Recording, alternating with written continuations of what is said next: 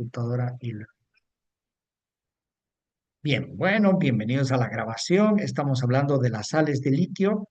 Muy buen comienzo porque nos permite conocer una molécula que desde esa época, desde 1949, es el gold estándar para el tratamiento del trastorno bipolar. Más adelante vamos a hablar con más detalle.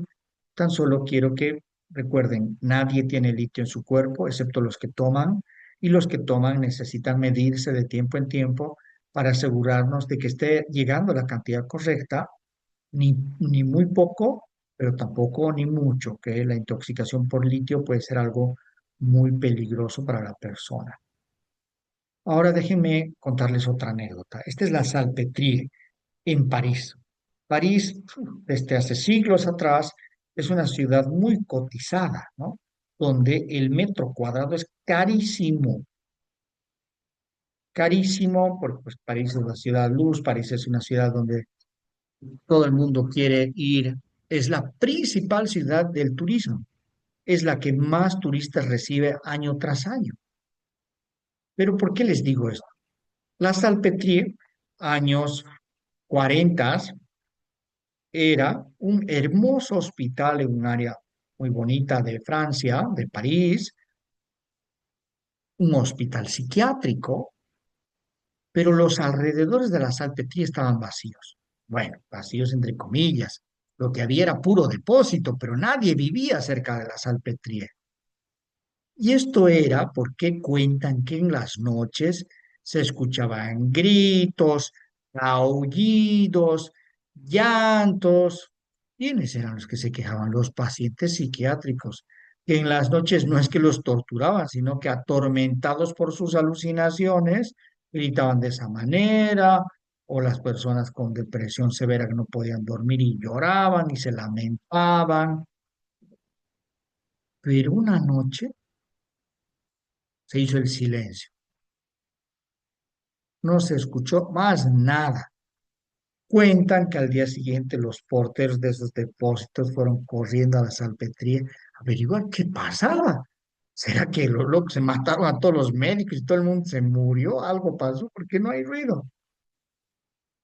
Lo que había pasado, pues no fue una tragedia, sino fue la primera noche que el profesor Jean Delay y Pierre Deniker habían administrado clorpromazina, el primer antipsicótico de la historia, a sus pacientes psicóticos.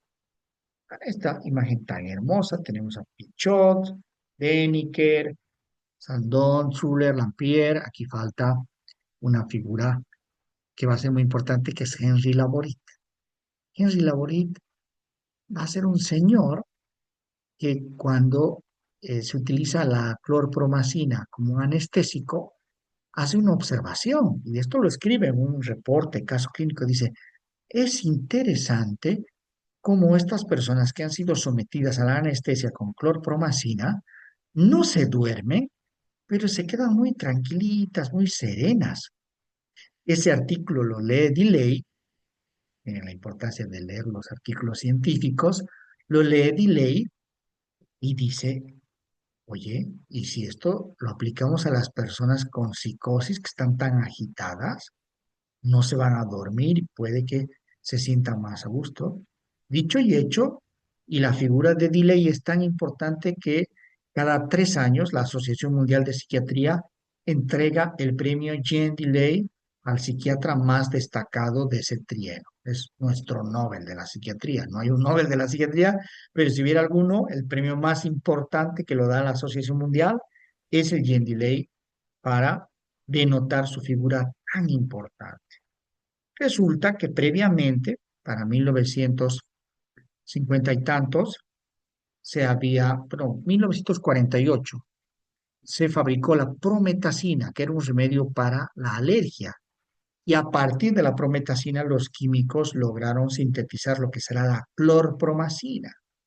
Esta clorpromacina que lo usarán como preanestésico y que para 1950 va a ser Jean Delay quien aplique experimentalmente y para el 52 va a ser lanzado bajo el nombre de Largactil como el primer antipsicótico. el primer remedio que hacía que las alucinaciones se vayan, que los delirios se debiliten, le dirán neuroléptico, porque por ese entonces dirán neuroléptico, neuro por nervio, lepto por atar, como si atara a los nervios. Los científicos estarán muy entusiasmados y dispuestos a averiguar qué estaba pasando, ¿no? Las voces más entusiastas decían, es el fin de la locura, se acabó los enfermos psicóticos, hemos derrotado a la psicosis, pues más temprano que pronto, ¿no? Recuerden que Laborit había descrito, ¿no? Los pacientes que toman esta droga tienen desinterés por su entorno, están como letárgicos, tranquilitos. Delay dice, bueno, vamos a aplicarles, ¿no? Dice, método terapéutico derivado de la invernoterapia, excitación y estados agitados eh, con clorpromacina. Cuando el experimento se había hecho antes, publicar a veces puede llevar un tiempo, se publica el 52 y rápidamente la industria farmacológica ya está vendiendo clorpromacina. Pero como todo científico, autocrítico, observador, para el 56, Tilley y Deniker forman parte del equipo de Bourguignon que publica un artículo donde dice movimientos extrapiramidales o trastornos del movimiento extrapiramidal durante el uso de clorpromacina y reserpina, ¿no? La terapia con clorpromacina y reserpina. ¿Y qué quiere decir en cristiano movimientos o trastornos del movimiento extrapiramidal? Temblores. O sea, imagínate, sos Jean Delay, uy, Dios mío, sos el centro del mundo, has descubierto la primera cura para la psicosis. Entonces, si fueras una mala persona, dirías que nadie se entere que esto puede traer efectos colaterales. Pero no es el caso de Delay. Su integridad, su honestidad intelectual le lleva a formar parte de este equipo de investigación y decir, amigos, clorpromacina tiene un lado B. Algunas personas tienen severos problemas del movimiento, temblor, rigidez, asociados al uso de esta clorpromacina. ¿Ah? Toracine también era uno de los nombres. También meleril se le decía. ¿Alguna vez han escuchado de este remedio clorpromacina? Bueno, todavía lo usan, ¿eh? Todavía he escuchado acá en Bolivia que lo usan. Yo nunca lo he usado, pero he visto algunos psiquiatras que lo usan. Salvo excepciones, yo recomiendo no usarlo porque efectivamente los efectos extrapiramidales pueden ser muy molestos y la persona sufrir mucho. Ahora, posteriormente, los científicos descubren que lo que está pasando es que clorpromacina está reduciendo la dopamina.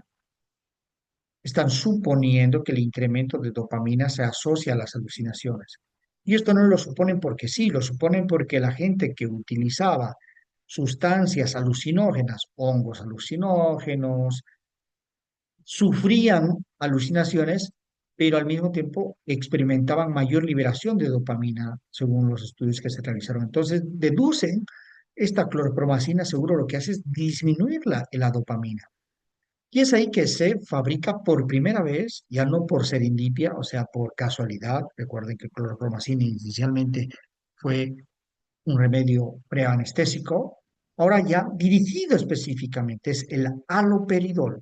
Dicen, ah, si es la disminución de dopamina que produce la reducción de las alucinaciones, vamos a fabricar este fármaco específicamente que reduzca la dopamina. Y ahí nace el haloperidol, el llamado aldol más común, también se llama en Bolivia alopidol o alfaperidol. ¿Han escuchado alguna vez de haloperidol? No, doctor. ¿No, Katia? Bien. El haloperidol también se sigue utilizando. Yo lo uso muy rara vez. Si lo uso algunas veces es en pacientes que tienen mala adherencia al tratamiento, les cuesta cumplir, pero estoy hablando ya de personas con esquizofrenia. Y hay una formulación en que le pinchas una vez al mes y dura todo el mes.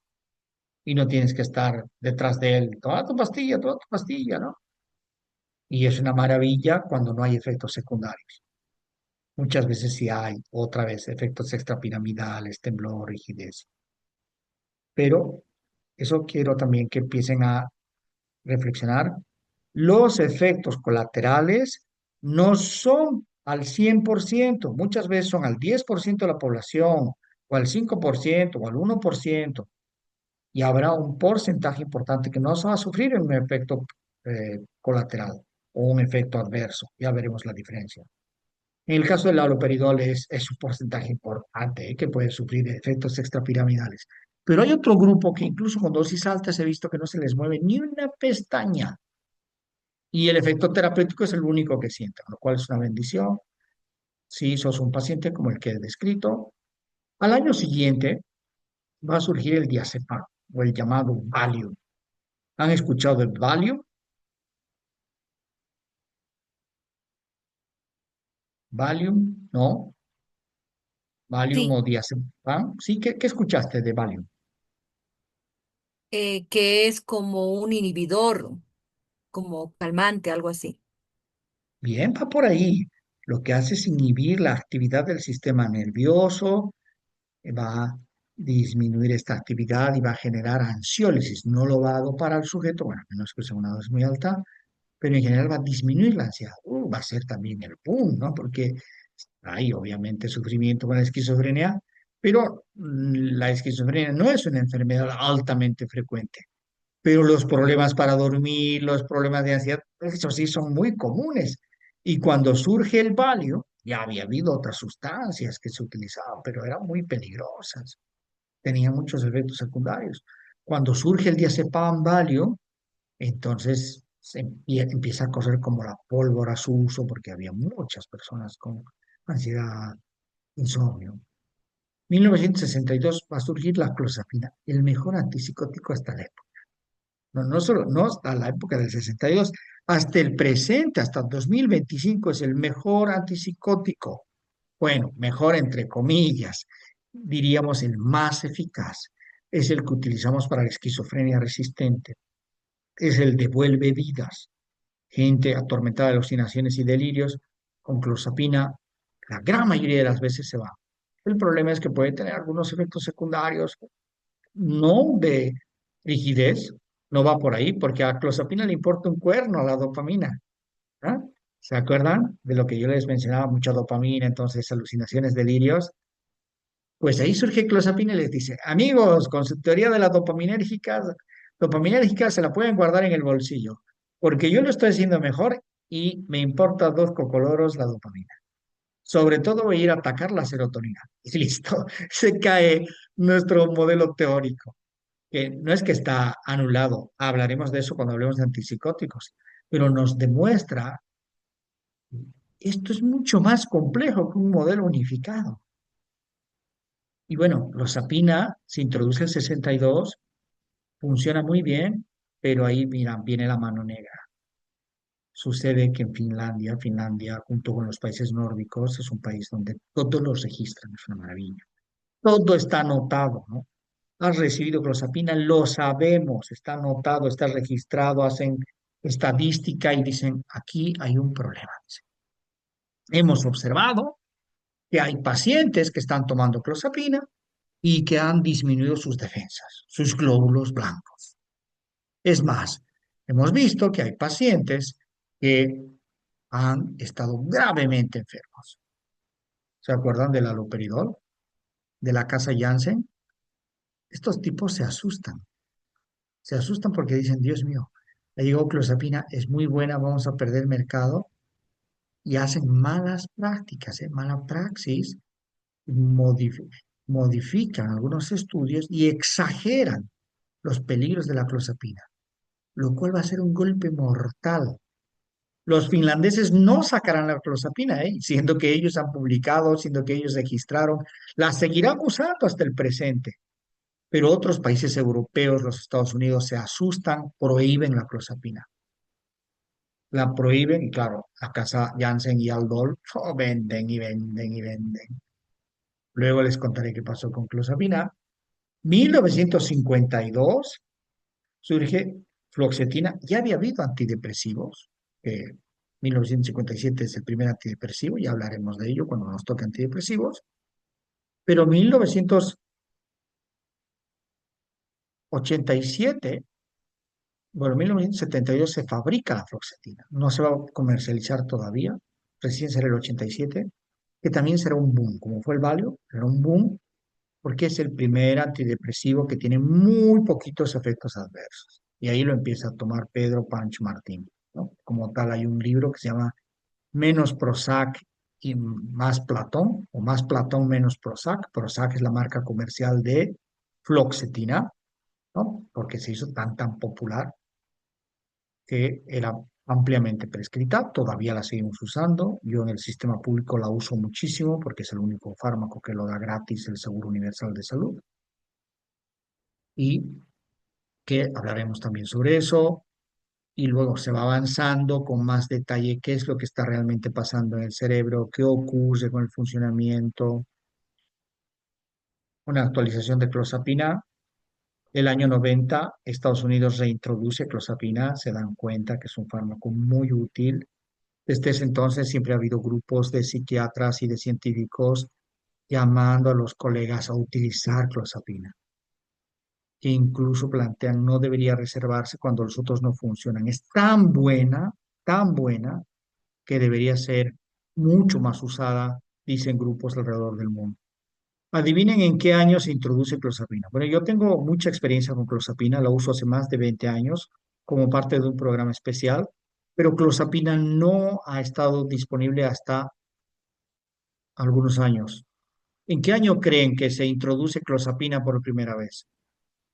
Resalto por ser el mejor, o mejor dicho, el más eficaz antipsicótico. Mejor es relativo, ¿no? Porque hay otros efectos secundarios que son molestos.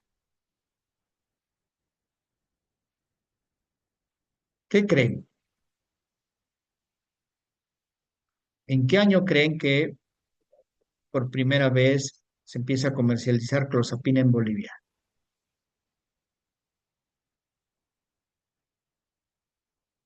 2025. 2025. ¿Pueden creer? Del 62 al 2025.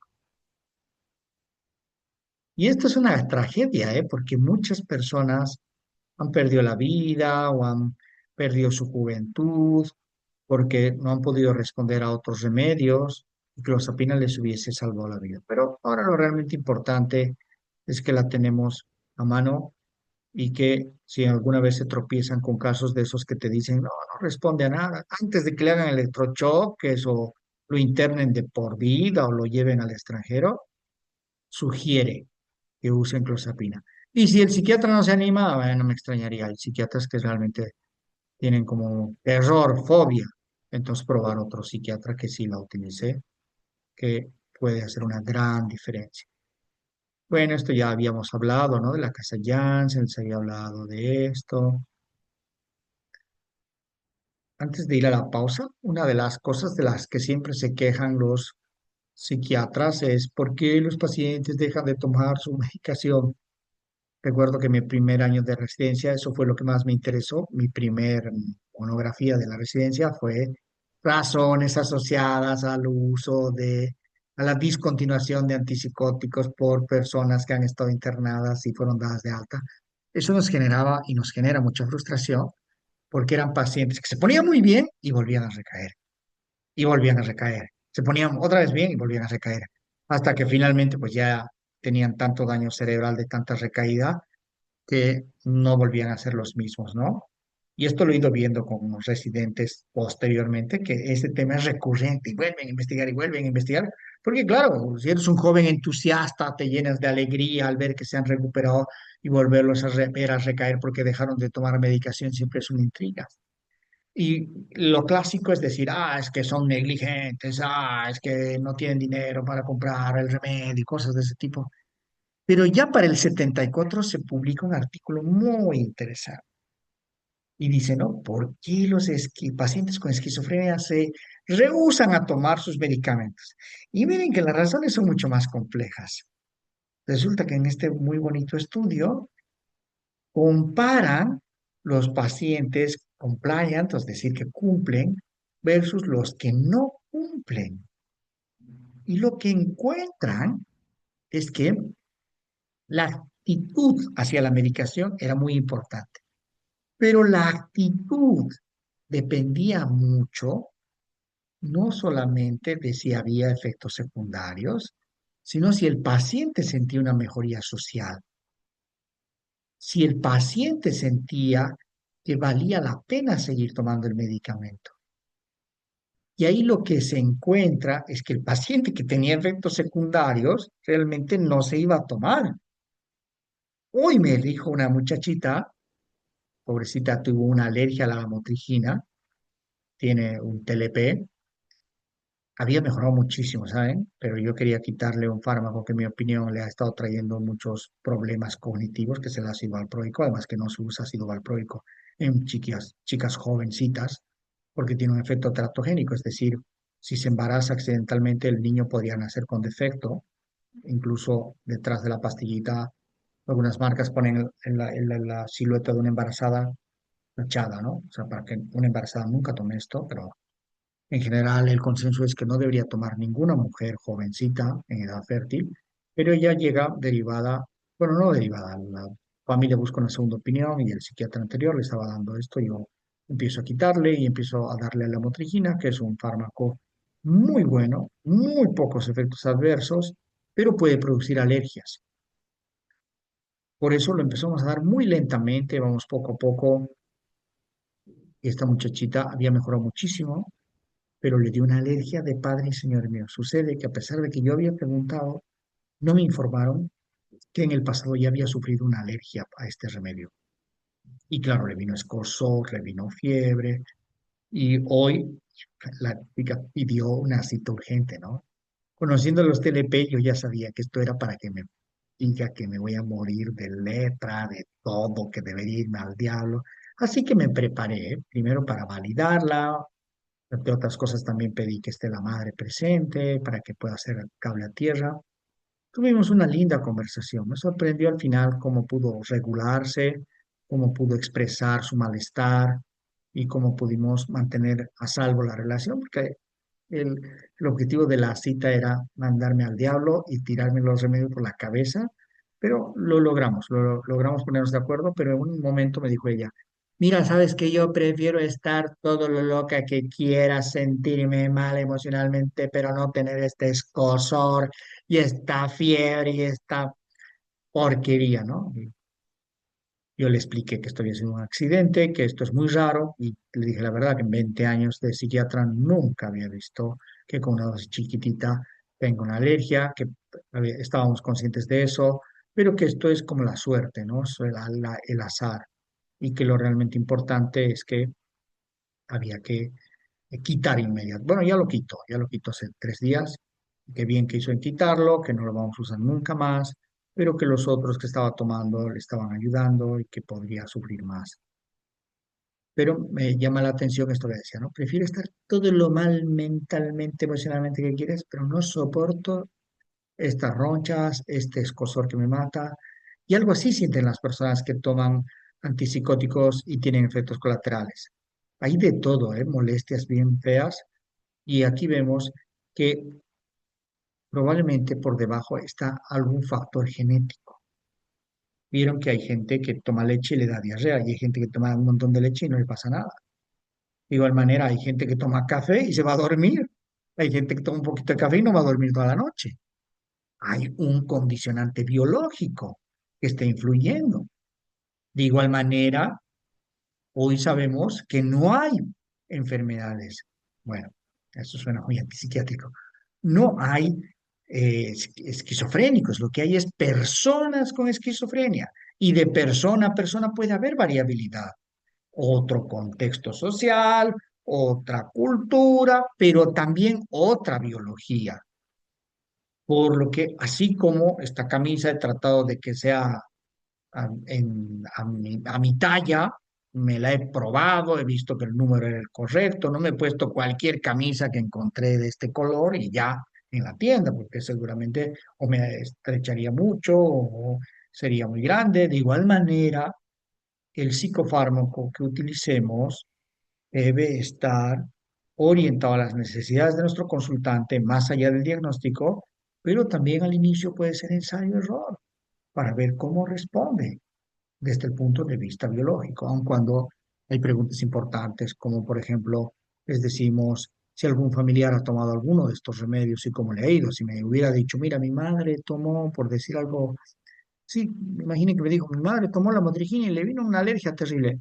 Yo voy a decir, aquí tengo muchas chances que esta mujer le dé una alergia también, porque hay similitudes genéticas y podría ella ser vulnerable a este tipo de remedio por más que use una dosis bajita, ¿no? O lo contrario, a mi hermana le han dado fluoxetina y le fue espectacular. Bueno, más que darle el último antidepresivo, lo que sea, prefiero utilizar ese dato pensando en las similitudes genéticas para probar primero con él y ver cómo le va a ella. Tal vez le vaya también bien. Bueno, a ver, solo este dato más, solo este detalle y luego vamos a hacer un gran salto histórico. Este detalle del primer antidepresivo, porque va a ser el fármaco con el que más se van a tropezar como psicoterapeutas. Pedro, Pancho y Martín van a estar tomando antidepresivos y no porque los antidepresivos solo sean útiles para la depresión, que no lo es así, para la ansiedad, la bulimia. Hay un sinfín de condiciones aprobadas científicamente para las cuales los trastornos, mejor dicho, los antidepresivos pueden ser útiles. Así que por eso creo importante, miren, este cuadro de esta señora bailando tan alegre y no es que está drogada, no son pastillas de cocaína, ni se tomó 10 tazas de café. Esta foto fue tomada en un tuberculosario. ¿Saben ustedes lo que es un tuberculosario?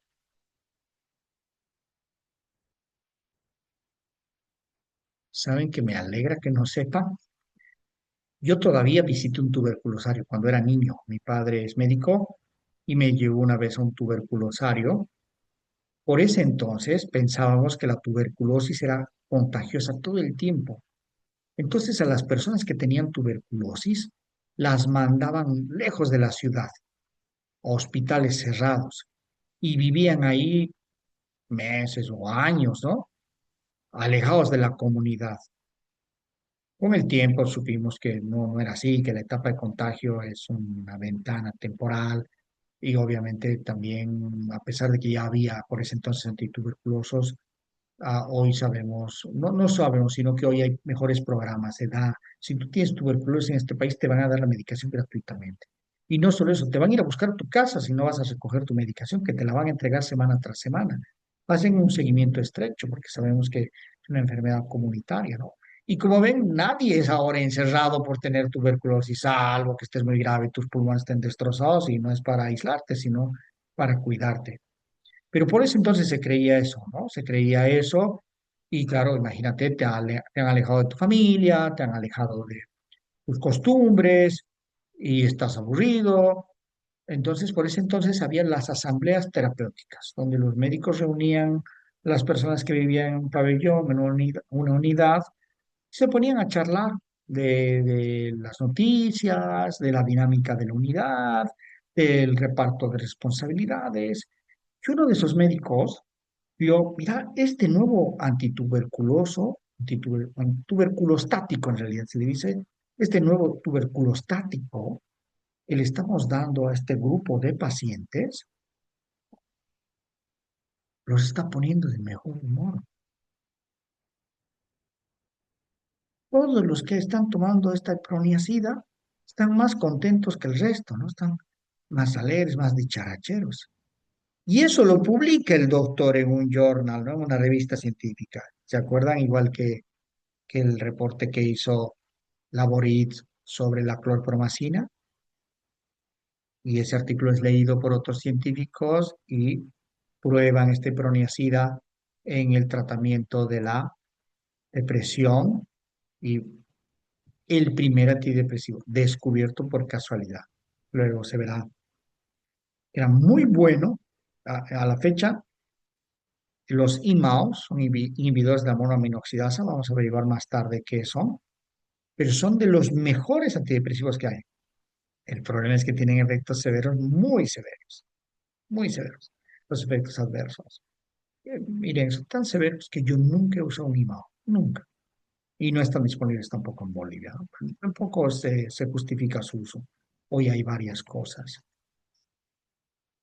Bien, ¿alguna pregunta hasta acá? ¿Algún apunte, algo que les gustaría comentar?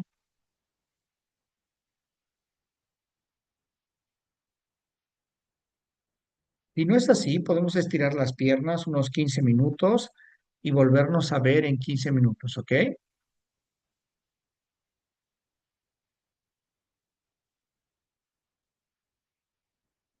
¿Se fueron todos? ¿Estoy hablando solo o qué pasó?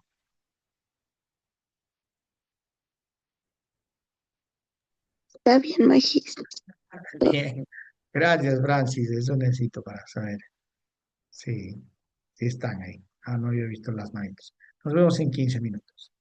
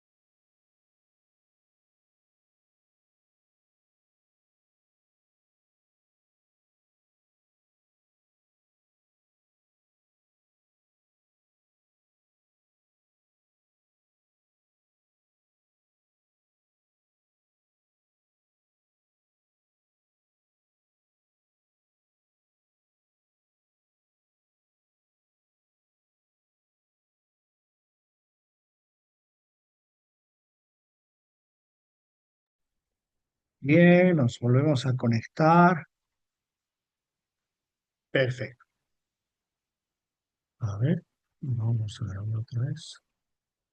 Bueno, ahora antes de retomar el tema, lo que vamos a hacer es trabajar con estas herramientas que les decía, ¿ok? Vamos a trabajar primero con el Google Translate. Espero que todos estén presentes, que se hayan conectado.